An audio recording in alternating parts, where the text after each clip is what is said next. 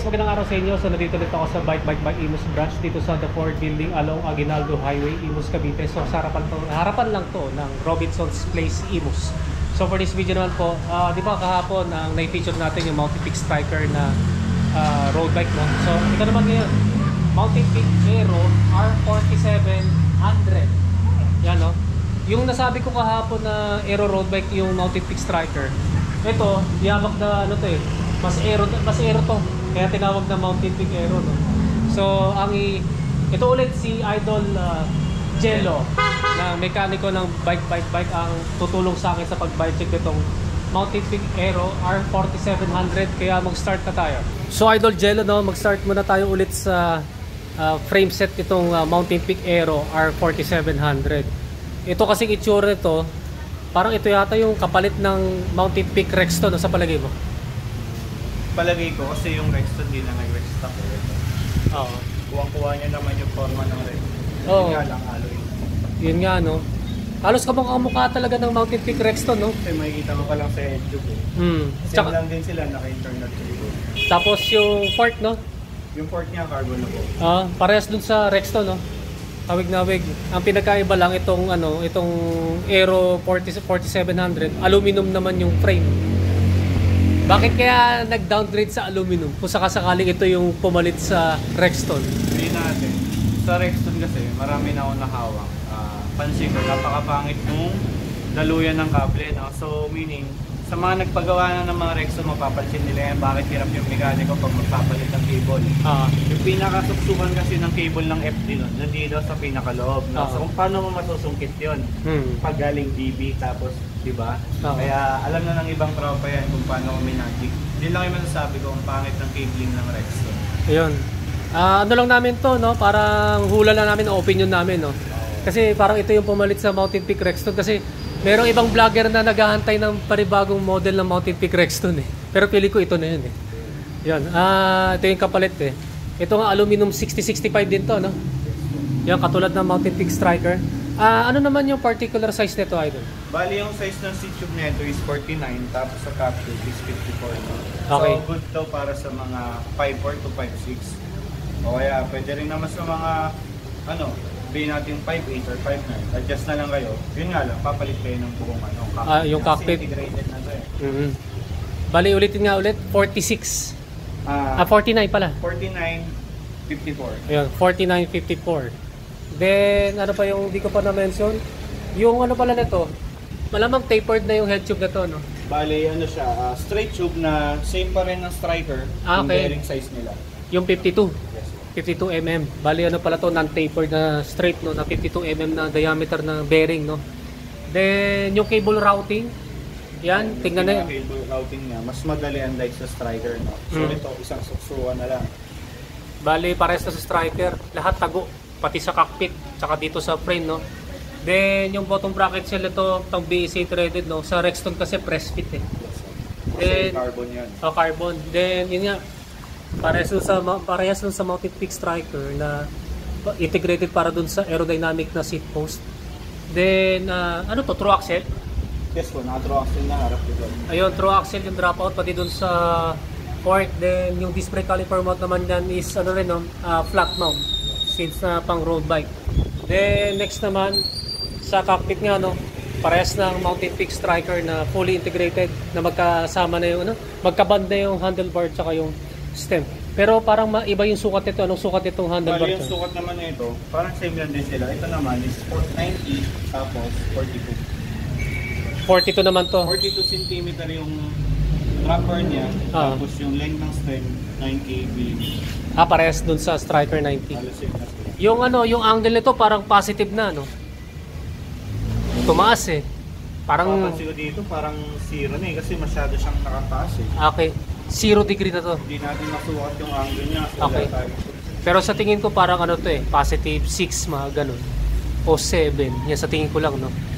Then yung nito, no? Yung syempre silvering yung nito, yung straight na silvering na headset, no, na non-tapered.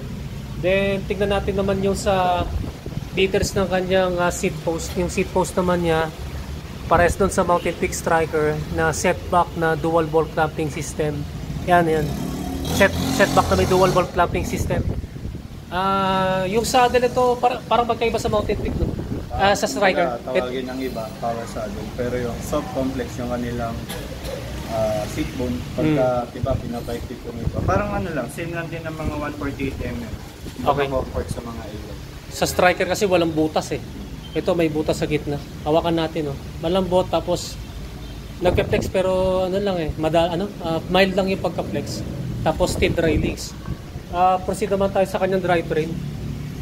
Yung ano niya, yung compositor na pang road bike, Bali yung ano niya, yung brick first niya, naka-Quantum na 2x10.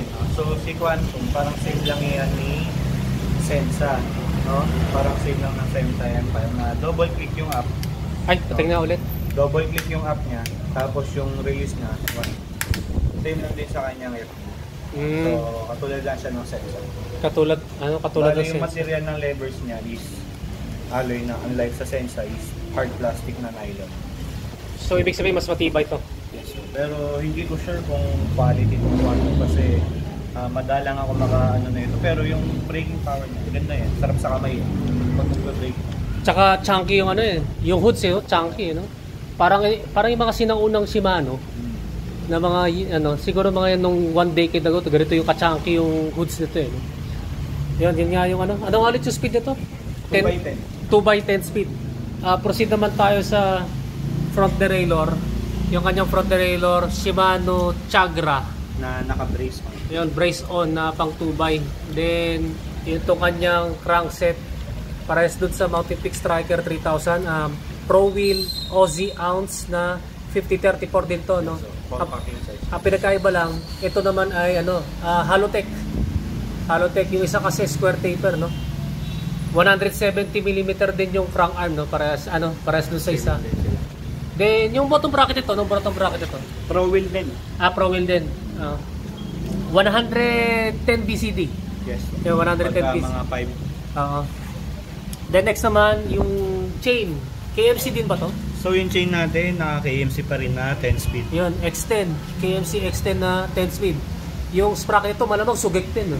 Sugik din to na 1134. 10 speed naman to na sugek, 1134T na RD cassette sprocket. Yung kanya, ito namang RD na pang road bike, Shimano Chagra na pang 10 speed. Ano na rin siya, long cage. No? Yun. So kung gusto niyo magpalit ng mas malaki, 38 max pwede. Kahit 36 yung max nito, pwede mo gamitin. Meron bang pang road bike na 1138? Meron. Meron? Natutun yun. Huwag lang lalagyan ng Goatlink katulad ng iba. Kasi yung iba ginagawa Goatlink eh. Ngayon, smooth yung taas, dali naman nababa. Oo. So, 5 up din. Ngayon ko lang na rin yung 1138, no? 1136 alam ko pinakamalaki sa... Usually kasi sa folding ginagawa yun eh. No? So mapapansin mo sa mga folding, mga pang road bike yung RD nila, kaya malalaki yung plato nila. Yun pala na. So ito yung drivetrain setup, itong Aero, Mountain Peak Aero R4700. So proceed naman tayo sa kanyang wheelset. Aerowick din ba to? Yes, sir. Yung Yung Aerowick na to, naka 34mm. No? So sakto rin to sa pang climb, hindi kayo mahihirapan. Okay. Mas ano to, mas bababaw ng konti, no, kaysa doon sa Striker. Then yung gulong nito, CST recourse na 700 ba yun to? 25-28. Naka 28C din to. Ayun, 28C na wire bit, no? Yung spokes and nipples ito, stock din ng Aerowick at saka stock din yung hubs, no? Parang katulad sa Mountain Peak Rexton. Nasilip mo ba kung ilang poles ito? May potensya eh, pero isa sound check natin. Sound check natin, no? So mabagal yung tunog, possible nasa 2 pulse or 3 pulse yan na round spring. Parang katulad ng Solon, no? Pero yan, naka-seal bearing na rin. Ayun, seal bearing. Ayan, yan yung tulong ng stock ng Mountain Peak Aero na RD hubs kapag naka-free wheel. Then nasa lang sa brake set nito, no? Itong Mountain Peak Aero. So napansin ko, fully hydraulic na pala to, no? Yan, fully hydraulic kasi dun sa Mountain Peak Rexton, parang ano lang yata eh. Hindi pa yung brakes niya, hindi pa siya yung kumbaga caliper lang yung hydraulic niya. Ito fully hydraulic. Ito yung talagang gumanda dito sa Mountain Peak Aero. Fully hydraulic na, hindi katulad dati. Pero iba yung lever nga nito ay Quantum. na hydraulic brakes and dual piston, no? Yes, sir. Tapos yung caliper niya, kung mapapansin niyo yung brand niya is Sultro. Usually may kita niya yan sa iba actuated na budget na bike. No? So, ito, naka-cooling pin na rin katulad ng 105 kung mapapansin niyo. Tapos ito, hindi na sila gumamit ng adapter harap-likod. Rekta kabit na sila. Kumbaga, ang size nito is 160 mm lang na rotor. Ayun, kaya pala yung rotor ng Pro 160, no? Kasi pag alam ko pag road bike kasi 140. So itong sa likod, ganun din. Hindi na rin sila gumamit ng adapter para sa 160. Ayun, Pang 160 talaga yung caliper niya. Yes, impression ko, ang ganda ng design ng no? Ang ganda ng design ng mga calipers na to, tsaka yung rotor, no? Parang pwede na rin ilaban sa Shimano, no? Yung performance, hindi pa ako naka-testing ng ganito Sa performance niya na masasabi ko, light din yung rotor usually kapag ganyan tapos na cooling pin. Masasabi ko yung pinaka-concentrated sa cons naman, makapit siya kapag huminit. Pero pag maulat naman, hindi siya ganun kalakas. Para lang sa akin, hindi ko expect kung matubuan ko man lang. Ayun, yun nga, ito yung yung calipers na hydraulic tsaka yung rotors pang MTB na 160 mm ang diameter. Fixed type and ball type disc brake rotors. So next naman, timbangin naman natin to. Ito rin yung timbangan ko. Check natin yung weight.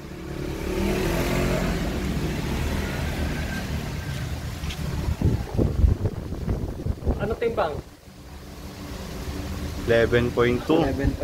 11.2.